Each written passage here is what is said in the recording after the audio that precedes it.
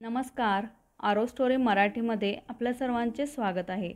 आज आपण ऐकणार आहोत एक हृदयस्पर्शी कथा, भावना तिच्याही. टिंग टॉंग. दारावरची बेल वाजली. मॅडम, आपल्या केकची ऑर्डर. हो, थँक्यू, असे म्हणत केकचा बॉक्स हातात पकडत भावनाने दरवाजा बंद केला आणि आवाज दिला, पिकू, लवकर ये. हे बघ, मी आज तुझ्यासाठी खास केक आणला आहे. आवडला ना तुला? अरे, तुला काय वाटलं मी विसरले तुझा बर्थडे? चला बसा खुर्चीवर. पिकूला खुर्चीवर बसवून त्याच्यासमोर भावनाने केक ठेवला आणि त्याला पाहत म्हणाली, माझा आवाज एवढा चांगला नाही. 1 मिनिट हां, बर्थडेचे गाणे लावते. असे म्हणून तिने म्युझिक सिस्टीम ऑन केला आणि हॅपी बर्थडेचे गाणे लागले. तशी ती त्या मागोमाग म्हणू लागली आणि गाणे बंद होताच तिने टाळ्या वाजवत पिकूला म्हटले, पिकू, केक कट कर. नाही जमणार तुला. ओके, मी येते. असे म्हणत तिने केक कट केला आणि पिकूला पाहत म्हणाली, विश यू हॅपी बर्थडे पिकू. असे म्हणून तिने त्याला केकचा तुकडा भरवला आणि दुसरा थोडा तुकडा आपल्या तोंडात टाकला. ती पिकूकडे पाहत म्हणाली, पिकू, आज तुला 10 वर्ष झाली आमच्या घरात येऊन, पण गेली 5 वर्ष तू माझ्या खूप जवळ आहेस. पिकू, तू नसतास तर काय झालं असतं विचारही नाही करवत. तू माझ्या सुखादुःखात नेहमी सोबत करतोस. तुला पाहिल्यावर मनाला शांतता मिळते, आपलेसे वाटते. कधी कधी मी तुझ्यावर रागावते, पण पिकू, तेही प्रेमानेच नाही का? तसेही मला आणि माझ्याशिवाय तुला आहेच कोण? कोणीच नाही. पण म्हणून आपण निराश नाही व्हायचे. आता पण मी बोलत आहे आणि तू फक्त माझ्याकडे पाहत आहेस, काहीच बोलत नाहीस. असेही तू काय बोलणार? जाऊ दे. चला, आता तुझ्या आवडीचे जेवण मी मागवले आहे, ते पटकन खा. इथेच बस, घेऊन येते मी. असे म्हणत भावना किचनमध्ये गेली आणि बाऊल पिकूसमोर ठेवत म्हणाली, पिकू, मनसोक्त खा. सकाळचे 6 वाजले. नेहमीप्रमाणे भावना उठली. फ्रेश होऊन तिने ब्रेकफास्ट आणि टिफिन बनवला. देवाची पूजा करून ती आणि पिकूसोबत ब्रेकफास्टसाठी बसले. ती वेळेची पक्की होती, त्यामुळे ती नेहमीच्या वेळेवर ऑफिससाठी बाहेर पडली. तिने पिकूला पाहत म्हटले, पिकू, चल, मी ऑफिसमध्ये जाते. तू घरी मस्ती करू नकोस, गप्प बसून राहा आणि तुझे दुपारचे जेवण मी ठेवले आहे ते खा.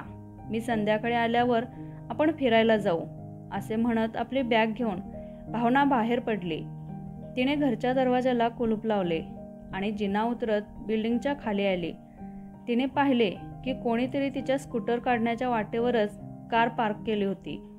ते पाहून तिला राग आला. तिने वॉचमनला आवाज दिला. तिचा आवाज ऐकून तो पळत आला. काय झालं मॅडम? काय म्हणून काय विचारतोयस? ही कोणाची कार आहे? मी माझी स्कूटर कशी काढू? वॉचमनने पाहिले तर खरंच वाट नव्हती. अरे हो मॅडम, ही तर वाटेवरच आहे. 1 मिनिट, आत्ता चावी घेऊन येतो. ते चेअरमन साहेबांच्या घरी कोणी आले आहे, कंटाळलेल्या स्वरात भावना म्हणाली. बरं, लवकर कर, मला उशीर होईल. वॉचमनने चावी आणली आणि भावनाला रस्ता दिला. तशी तिने गाडी सुरू केली आणि निघून गेली. ते पाहून वॉचमन मात्र मनाशी काहीतरी पुटपुटला. भावना सरकारी कार्यालयात उच्च पदावर कामावर होती. तिला बेशिस्तपणा अजिबात आवडत नसे, त्यामुळे काही सहकाऱ्यांशी तिचे पटत नसे. दुपारचे जेवणही ती काही मोजक्या लोकांच्या सोबतच करत असे. ऑफिस सुटल्यावर संध्याकाळी भावना आपल्या स्कूटरवर घरी निघाली आणि काही क्षणात ती घरी पोचली. स्कूटर व्यवस्थित जागेवर पार्किंग करून ती वर गेली. चावीने तिने घराचा दरवाजा उघडला. तो आवाज ऐकून पिकू धावत आला. त्याला असे धावत आलेले पाहून, अरे थांब, आत्ता आले मी. मला माहिती आहे आपल्याला आज फिरायला जायचे आहे. ते फ्रेश होऊन येते, चहा पिते, मग जाऊ. असे सांगून ती आत गेली. फ्रेश होऊन तिने आल्याचा चहा केला. चहा पिता पिता मोबाईलवर नजर मारली. तोपर्यंत पिकू तिच्या शेजारी येऊन बसला होता. पिकूसारखा तिच्या तोंडाकडे पाहत होता. हे पाहून, तुला एकदा सांगितलं म्हणजे ते केल्याशिवाय पर्याय नाही. चला, असे म्हणून पिकूला घेऊन दरवाजा बंद केला आणि चालत चालत दोघेही जवळ असलेल्या पार्कमध्ये गेले. भावनाने बसण्यासाठी नजर मारली तर एक सोफा खाली होता. बाकीचे भरलेले होते. पार्कमध्ये लोक खेळत होते तर काही चालत होते. भावना आणि पिकू सोफ्यावर येऊन बसले. भावना इथे तिथे नजर मारून त्याच्याशी बोलू लागली, पण पिकू मात्र तिला काही उत्तर देत नव्हता. तरीही ती बोलत होती. मध्येच तिने पर्समधून मोबाईल काढला आणि आपली आणि पिकूची सेल्फी घेतली. 2-3 एक फोटो घेऊन तिने तो पर्समध्ये ठेवला आणि पिकूबरोबर पार्कचा एक चक्कर मारून ती घरी निघाली. पण समोर बसलेले मात्र कुजबूज करत होते, ती वेडी आहे का? अशाच एका संध्याकाळी नेहमीप्रमाणे भावना स्कूटरवरून घरी येत होती. वाटेत अचानक तिच्या स्कूटरचा टायर पंक्चर झाला. ते पाहता, अरे देवा, ह्याला आणि आत्ताच व्हायचे होते. इथे जवळ कुठलाच मेकॅनिक नाही. काय करू, कशी जाऊ घरी, अशी ती स्वतःशी पुटपुटू लागली. तिने स्कूटर स्टँडवर लावली आणि तिच्या शेजारी उभी राहिली. एवढ्यात कुणीतरी बाईकवाला तिच्यासमोर येऊन थांबला. त्याने आपल्या हेल्मेटची काच खाली केली आणि भावनाकडे पाहत विचारले, मॅडम, काही प्रॉब्लेम आहे का? तसेही भावनाचे बोलणे काही मोजक्याच लोकांशी असायचे आणि त्यात हा अनोळखी माणूस. भावनाने त्याला पाहत म्हटले, काही नाही. तरीही त्याने स्कूटरकडे पाहिले आणि म्हणाला, मॅडम, स्कूटरचा मागचा टायर पंक्चर झाला आहे आणि तुम्ही म्हणता काही नाही? अहो, घाबरू नका. मी तुमच्याच सोसायटीमध्ये गेल्या आठवड्यात नवीन राहायला आलोय. माझे नाव मिहीर देवदर. मी तुम्हाला सोसायटीमध्ये पाहिले आहे. कदाचित तुम्ही मला पाहिले नसेल. असे म्हणून त्याने हेल्मेट काढले. हे पाहताच भावनाने हलकीशी एक नजर त्याच्या चेहऱ्यावर मारली, तर तो चेहरा तिला पाहिल्यासारखा जाणवला. तरी ती म्हणाली, नाही, काही प्रॉब्लेम नाही. प्रॉब्लेम नाही कसा? तुम्ही मेकॅनिकला बोलवले का? कारण इथे मेकॅनिक मिळणे मुश्किल आहे. ह्या प्रश्नावर भावना गप्पच राहिली, कारण तिलाच घरी कसे जावे हे समजत नव्हते. तिचे ते गप्प राहणे पाहून, मॅडम, तुम्ही बसने जा. मी तुमची गाडी दुरुस्त करून घरी आणून देतो. इथे किती वेळ उभ्या राहाल? आणि इथे जवळ मेकॅनिक पण नाही मिळणार. नाही, नको, कशाला? मी पाहीन काय करायचं ते.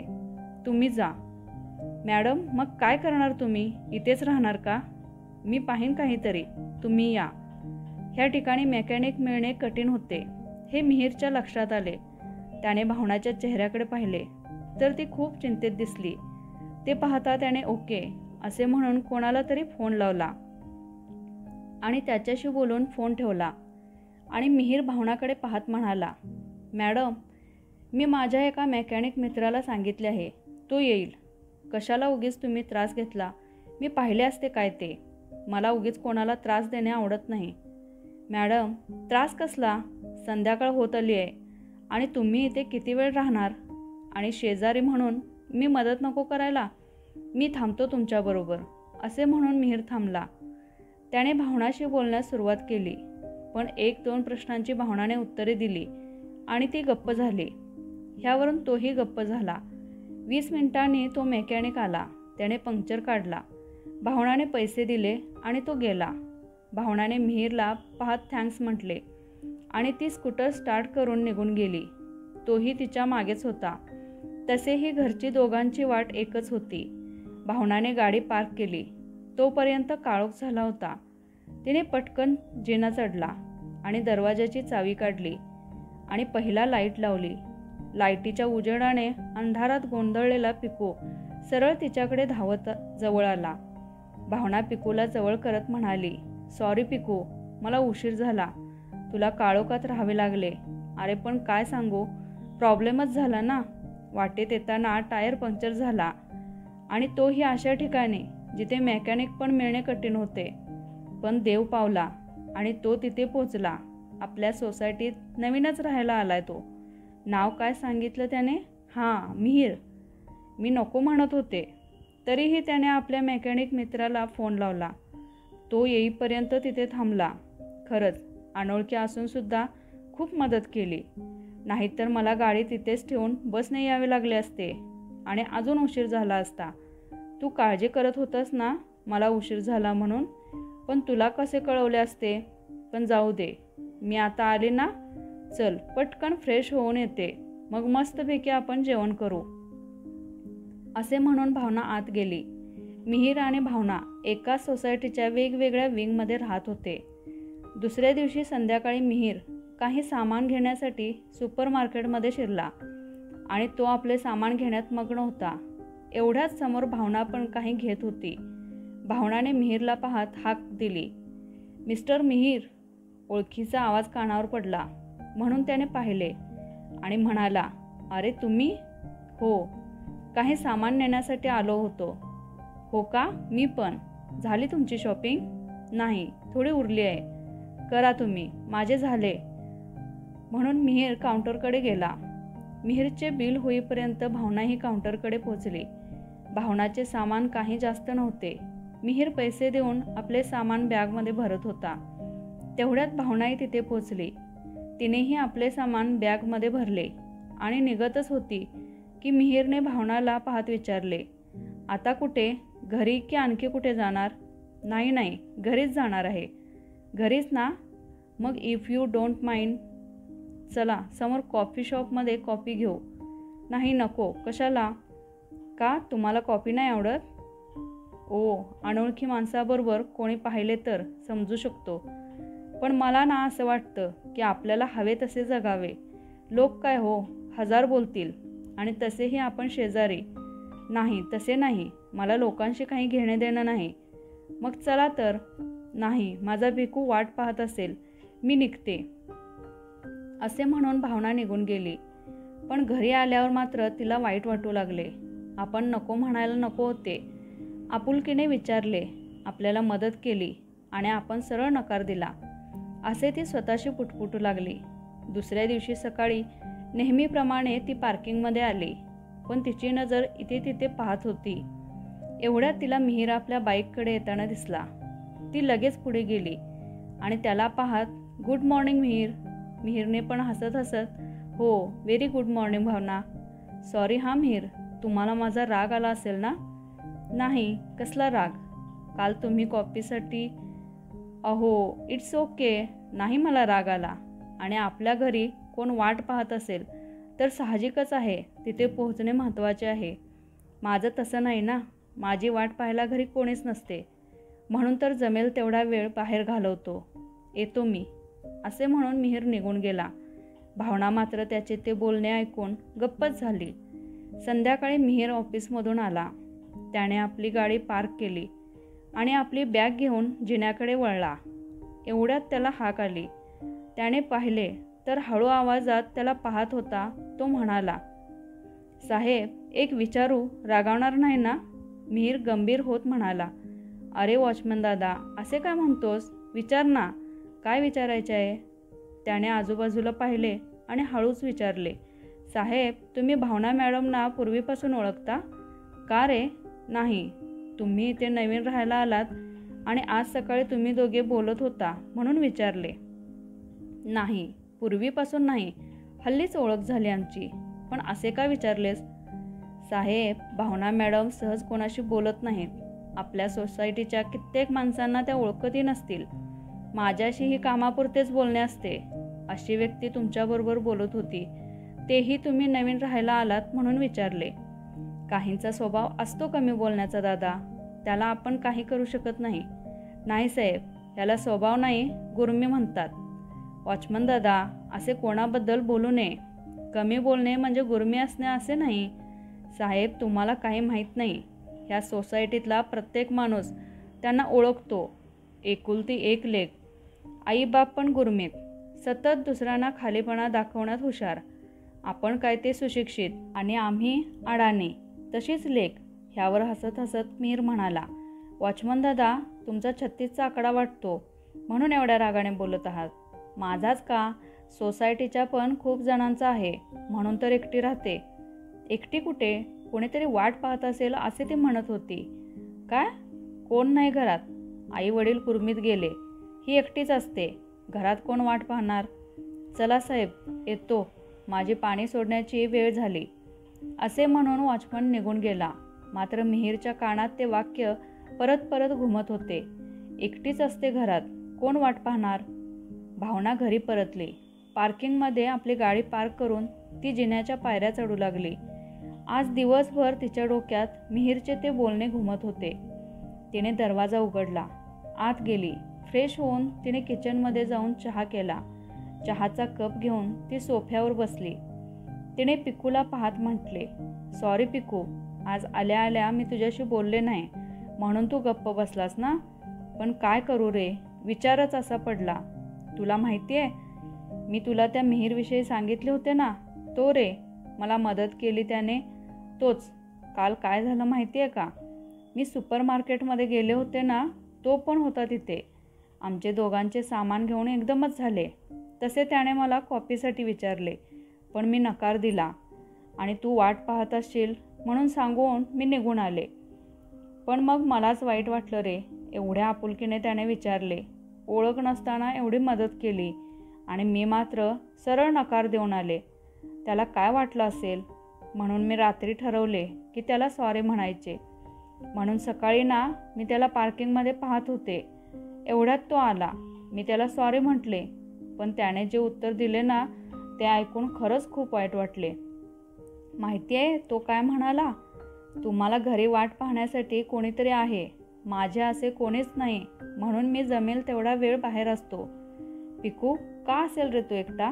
त्याचे ते बोलणे ऐकून मी एकदम गप्पच झाले. तुला माहिती आहे, आज संपूर्ण दिवस माझ्या डोक्यात तोच विचार चालत होता. एकटेपणा किती वाईट असतो ना रे. आता बघ, मी तुला काहीतरी सांगते आणि तू मात्र झोपून गेलास. काय रे पिकू, कधीतरी उत्तर दे ना. पण पिकू, तू आहेस म्हणून मला खूप आधार वाटतो, माझा पिकू. असे म्हणून तिने पिकूला जवळ घेतले. मिहीर घरी आला. फ्रेश होऊन गॅलरीमध्ये म्युझिक ऐकत बसला. पण वॉचमनचे ते बोलणे त्याला परत परत आठवत होते. तो स्वतःशी पुटपुटला, वॉचमन दादा तर म्हणत होता की ती एकटीच असते, मग ती तर सांगत होती की कोणीतरी वाट पाहणारं. काय असेल खरं. एवढ्यात त्याचा फोन वाजला. त्याने म्युझिक बंद केले आणि फोन उचलला. पलीकडून आवाज आला, तुला भेटायचे होते. गंभीर होत मिहीर म्हणाला, का, काही विशेष. नाही, विशेष काही नाही, असेच भेटायचे होते. कारण नसताना उगीच भेटणे मला जमणार नाही. मी तुला फोन एवढ्यासाठी केला की उर्मीचा पुढच्या आठवड्यात साखरपुडा आहे आणि तिचे म्हणणे आहे की तू यावेस. सॉरी, उर्मीला सांग मी नाही येऊ शकत. मला उगीच मोठेपणा नको आणि आपलेपणाही नको. ती तुला फोन करणार आहे, पण मला वाटले की त्याआधी मी तुला सांगावे. तू तिला काहीतरी म्हटले तर उगीच तिला वाईट वाटू नये. ओ रिअली सॉरी, पण माझे आणि उर्मीचे नाते वेगळे आहे, त्यात तुला बॅलन्स करण्याची गरज नाही. असे म्हणून मिहीरने फोन ठेवला. काय असेल दोघांच्या आयुष्याची कहाणी. अशाच एका संध्याकाळी मिहीरच्या फोनची रिंग वाजत होती, पण मिहीर गाडी चालवत होता, त्यामुळे त्याने फोन घेतला नाही. तो सोसायटीच्या पार्किंगमध्ये पोचला. त्याने मोबाईल पाहिला आणि परत कॉल केला. हॅलो उर्मी, बोल. हां मिहीर, काय रे, फोन का रिसीव करत नव्हतास. काही नाही, बाईकवर होतो. ओके ओके मिहीर, ऐक, माझा आणि सूरजचा साखरपुडा फिक्स झाला आहे आणि तुला यायचे आहे. सॉरी उर्मी, पण मी नाही येऊ शकणार. पण का मिहीर, मला माहिती आहे तुझे न येण्याचे कारण, पण मी तुला बोलावते, मग तुला काय प्रॉब्लेम आहे. उर्मी सॉरी, पण मी नाही येऊ शकणार. मिहीर, एक सांगू का. काय, हा दुरावा संपू नाही शकत का. काय आहे ना, ह्या दुराव्यामुळे आपल्यातही दुरावा येत आहे. उर्मी, त्या दुराव्याविषयी मला माहीत नाही, पण आपल्यात कधीही दुरावा येणार नाही. मी लग्नाला नक्की येईल, पण आता फोर्स नको. Yes, your wish. थँक्स. असे म्हणून मिहीरने फोन ठेवला आणि झपाझप जिना चढून दरवाजा उघडला. आज जरा भावनाला उशीर झाला होता, तरी तिने गाडी पार्किंगमध्ये पार्क करून वॉचमनला हाक दिली. भावनाचा आवाज ऐकताच वॉचमन आहे तसा तो पळत आला. काय झालं मॅडम. हे घे. काय आहे मॅडम. तुझ्यासाठी माझ्याकडून गिफ्ट. पण का मॅडम. दादा, तुम्ही खूप करता आमच्या सोसायटीसाठी. दादा हे शब्द कानावर पडताच वॉचमनने भावनाकडे पाहिले, कारण ती त्याला सुरेश ह्या नावानेच हाक मारायची. त्याचे ते असे पाहणे भावनाच्या लक्षात आले. ती त्याला पाहत म्हणाली, काय झालं, दादा म्हटले म्हणून चकित झालात. पण सगळे तुम्हाला दादाच म्हणतात ना. पण मी नव्हते म्हणत, पण आजपासून मी पण तुम्हाला दादाच म्हणणार. तसेही तुम्ही माझ्यापेक्षा मोठे आहात. दादा, हे ठेवा. आमच्या सोसायटीची सुरक्षा तुमच्या हातात असते आणि ती तुम्ही चोख बजावत आलात. असे म्हणून भावना निघून गेली. वॉचमन दादा मात्र पाहत राहिले, कारण भावनाचे असे रूप त्यांनी कधीच पाहिले नव्हते. भावना मिहीरच्या एकटेपणाबद्दल विचार करत होती, पण त्याच्या घरी जाऊन त्याला विचारावे हे धाडस तिला होत नव्हते. तसेही त्यांचे एकमेकांचे नंबरही नव्हते. हीच परिस्थिती मिहीरची होती. घरात कोणी नाही, तर कोणीतरी वाट पाहत असेल हे ती का म्हणाली, ह्याचे उत्तर त्याला मिळाले नव्हते. पार्किंगमध्ये भेटल्यावर हाय हॅलो करून ते निघत होते, पण दोघांच्याही मनात एकमेकांविषयी खूप प्रश्न होते. रविवारचा दिवस उजाडला. रविवार असल्याने भावना जरा उशिराच उठली. सगळे घरकाम करून तिने जेवण बनवले.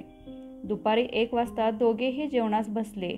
पिकूला पाहत भावना म्हणाली, पिकू, आज आपण फिरायला जाणार आहोत, तुझ्या आवडत्या पार्कमध्ये. तुला तिथे मजा येते ना? मग पटकन जेव, थोडी विश्रांती घे, मग जाऊ आपण. अशा तिच्या गप्पा चालू होत्या.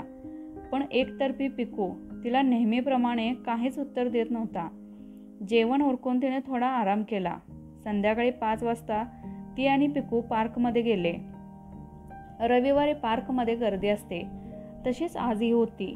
भावनाने पिकूला घेऊन पार्कचा एक राऊंड मारावा असे ठरवले. तसे ती चालू लागली. अचानक तिची नजर एका सोफ्यावर गेली. तो माणूस तिला ओळखीचा वाटला. तिने थोडं पुढे जाऊन पाहिलं तर तो मिहीर होता आणि त्याच्याबरोबर एक मुलगी होती. दोघेही गप्पांमध्ये रमले होते. त्याला पाहून भावना पुटपुटली, एकटा राहतो म्हणतो, तर ही कोण? जाऊ दे, आपल्याला काय करायचे आहे, असे म्हणून ती पुढे निघाली. तिला तिच्या ओळखीच्या नातेवाईक भेटल्या. भावना तिला पाहत हसली, पण तिने तिला न पाहिल्यासारखे केले. ते पाहून भावनाने पिकूला पाहत म्हटले, पाहिलंस पिकू, त्या काकूने मला न ओळखल्यासारखे केले. बघ ना रे, सगळे कसे मस्त गप्पा मारत आहेत, पण माझ्याशी गप्पा मारायला कोणीच नाही.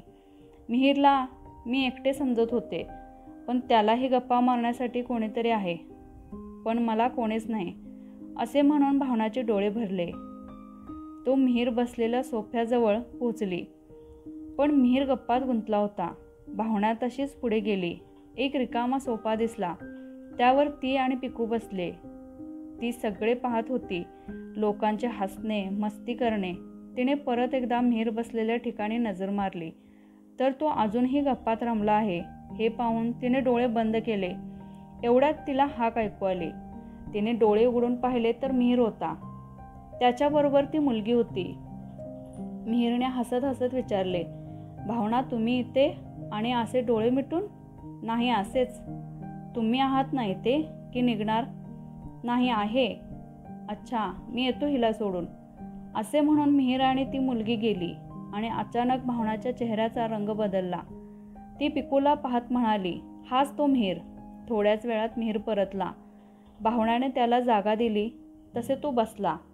भावनाने उत्सुक होत विचारले, रविवारी येता तुम्ही इथे? कधी दिसला नाही? नाही, मी नाही येत. आज फक्त भेटायला आलो होतो आणि तुम्ही दिसला. म्हटलं तुमच्याकडे वेळ आहे तर गप्पा गोष्टी होतील. ती मुलगी मैत्रीण वाटतं. हो, तसेच काहीतरी. मी तुम्हाला ओळख करून दिलीच नाही. हा माझा पिकू, आणि पिकू हे मिहीर ज्यांनी मला मदत केली होती.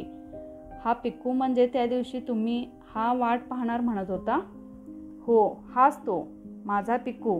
खूप जीव लावतो. ह्याच्याशिवाय मला आणि माझ्याशिवाय ह्याला कोणीच नाही. मिहीरने पाहिले तर भावनाचे डोळे भरले होते. ते पाहून, भावना, तुमचे डोळे भरले, काय झालं? काही नाही, असे म्हणून भावना गप्प बसली. ह्यावर मिहीर म्हणाला, मला माहिती नाही तुमच्या मनात काय चालू आहे, पण एक मित्र म्हणून सांगू का, तुम्हाला तरी पिकू आहे, मला सोबत कोणीच नाही. ह्यावर भावनाने मिहीरकडे पाहत विचारले, मग ती मुलगी कोण? भावनाने त्या मुलीबद्दल विचारले तसे मिहीर गप्प झाला. हे पाहून भावना म्हणाली, सॉरी, मला असे विचारायला नको होते. नाही, इट्स ओके. नाही, तुम्ही आता पण म्हणाला ना की सोबत नाही, म्हणून मला विचारावेसे वाटले. भावना, खरंच मला सोबत नाही. पण का? तुम्हाला काही प्रॉब्लेम नसेल तर तुम्ही मला सांगू शकता. असे म्हणतात की मनातलं कोणाला तरी सांगितलं तर मन हलकं होतं. मिश्किल भावनाकडे हसत मिहीर म्हणाला, बरोबर बोलात तुम्ही. कोणाला तरी सांगितल्यावर मन हलके होते. भावना, तुम्ही आणि मी एकाच एकटेपणाच्या नावेतून प्रवास करत आहोत. आज ज्या मुलीला तुम्ही पाहिलं ती माझ्या बायकोची बहीण उर्मी. बायको म्हणजे तुमचे लग्न झाले होते, पण ते आता नाही. आमचा घटस्फोट झाला. काय? हो भावना, 2 वर्षांपूर्वी आम्ही वेगळे झालो. काय पण तुमच्यासारख्या माणसाबरोबर असे व्हावे? काही कारण? आणि तिची बहीण तुमच्या कॉन्टॅक्टमध्ये? तिची बहीण मला बहिणीप्रमाणेच आहे. आमचे नाते घटस्फोटानंतरही कायम राहिले. एका मोठ्या भावाप्रमाणे ती माझ्याशी मन मोकळेपणाने बोलते. आणि ह्या घटस्फोटात आमच्या दोघांची चुकी होती. त्यामुळे तिने माझ्याशी नाते नाही तोडले.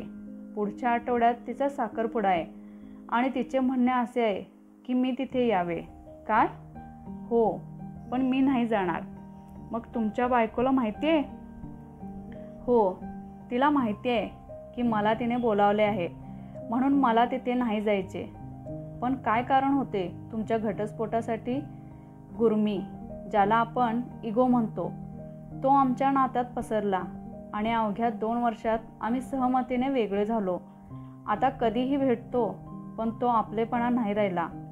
मग तुम्ही दुसरे लग्न? नाही, परत त्यात पडणे नाही. तिनेही नाही केले, पण तिच्या बहिणीला वाटते की आम्ही एकत्र यावे, पण ते अशक्य आहे. तेच मला ती समजावत होती, पण मी तिला नकार दिला. पण त्यावेळी तुम्ही समजून घेतले असते तर हे टोकाचे पाऊल काय असते ना भावना? समोरचा माणूस जर ऐकायला तयार नसेल तर आपण सांगूनही फायदा नाही. असेच झाले. त्या दिवसापासून मी एकटा राहतो. आई बाबा गावी असतात. त्यांना माझ्या दुसऱ्या लग्नाची चिंता लागली आहे, पण मी त्यांना सांगितले की मला लग्न नाही करायचे. घटस्फोट होऊनही तुम्ही भेटता म्हणजे प्रेम अजूनही आहेच. प्रेम खूप करायचो. रितसर कांदे पोहे खाऊन आमचे नाते जुळले. आजही आठवतो तो दिवस जेव्हा मी तिला पहिल्यांदा पाहिले होते. पाहता क्षणी मी तिच्या प्रेमात पडलो. मग काय, आमचे लग्न झाले आणि ते प्रेम बहरले एवढे की आम्ही एकमेकांपासून दूर राहू शकत नव्हतो. ह्यातच 1 वर्ष गेले. ती पण एका मल्टीनॅशनल कंपनीत कामाला होती. माहीत नाही कुठे ठिणगी पडली. आमचे वाद एकमेकांना आपण स्वतःहून वेळ देत नाही म्हणून झाला. प्रत्येक वेळी मीच का वेळ काढावा, तूही काढ, हा इगो तयार झाला आणि तो वाद एवढा वाढला की काही दिवस आम्ही सोबत असून सुद्धा एकमेकांशी बोलत नव्हतो. मग एके दिवशी आम्ही ठरवले की सहमताने वेगळे व्हायचे आणि त्या प्रेमाची कहाणी अपूर्ण राहिली. दोन्ही घरातून आम्हाला समजवण्याचा खूप प्रयत्न केला, पण आम्ही मागे हटलो नाही. वेगळे झालो कायमचे. एका सहीने आमचे प्रेम संपवून टाकले. आम्ही एवढे प्रेम करायचो की कधी स्वप्नातही वाटले नव्हते की आम्ही वेगळे होऊ. असे म्हणून मिहीरने आपले अश्रू पुसले. ते पाहता भावना म्हणाली, सांभाळा स्वतःला. ह्या हसऱ्या चेहऱ्यामागे एवढे दुःख लपले आहे हे आज कळले.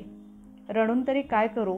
गेलेले दिवस परत आणू नाही शकत, म्हणून स्वतःला खुश आणि आनंदित ठेवण्याचा प्रयत्न करत आहे, असे म्हणून मिहीर हसू लागला. रडवेल्या चेहऱ्यावरचे हसू पाहून भावनाला मात्र विचित्र वाटले. ती त्याला पाहत म्हणाली, आपल्या दोघांच्या आयुष्यात गुरमीनेच मार दिले. माझी आयुष्याची कहाणी ह्या गुरमीवरच बेतली. काय असेल भावनाची कहाणी? मिहीर, माझे आयुष्य गुरमीतच गेले. गुरमी खूप वाईट असते. त्याचे परिणाम खूप वाईट होतात.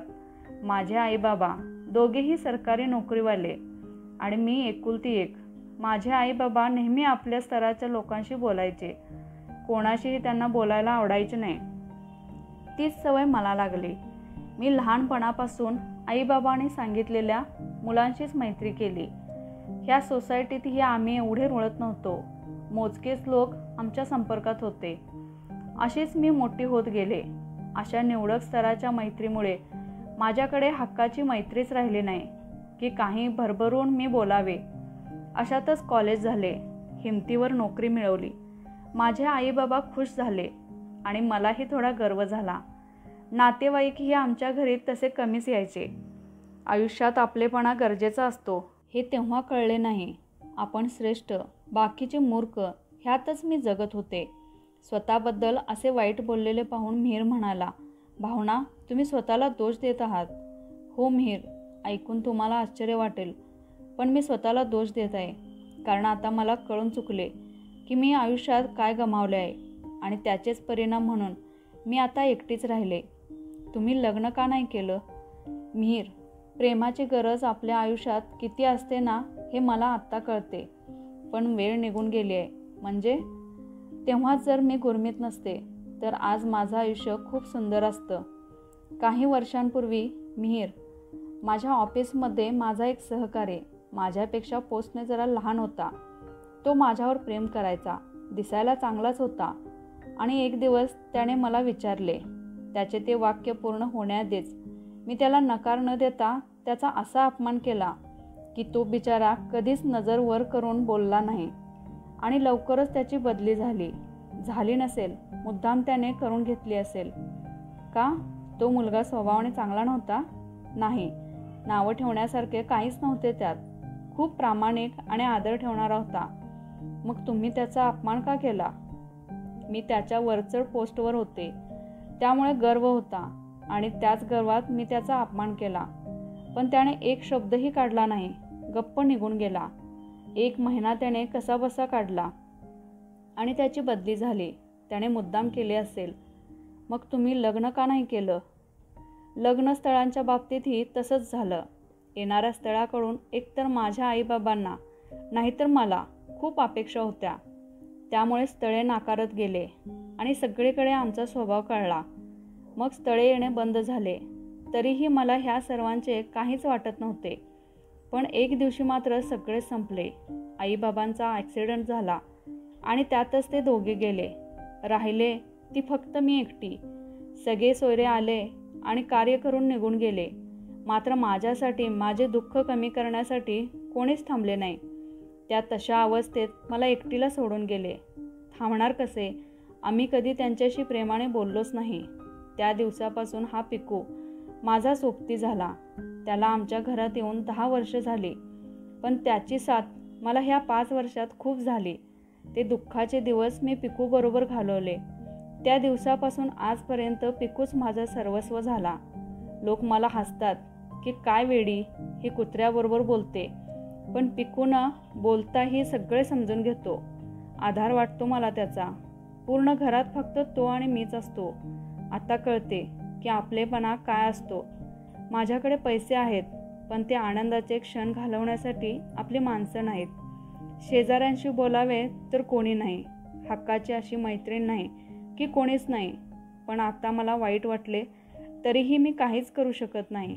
म्हणून मी स्वतःला समजावते की पिकूच माझा आपला आहे, बाकी कोणी नाही.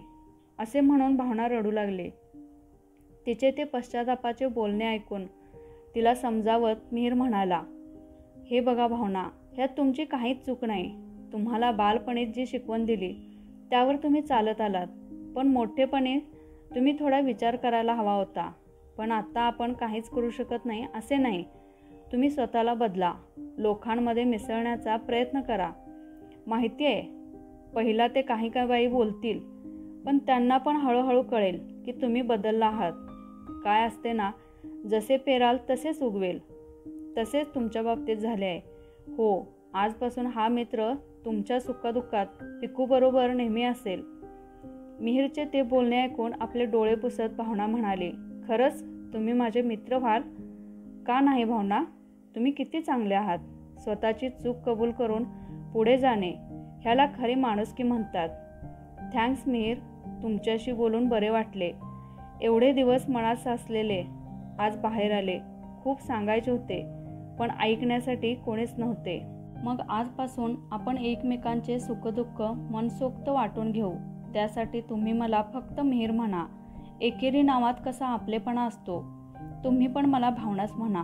हो, असे म्हणून दोघेही हसू लागले आणि पिकूला भावनाने जवळ केले.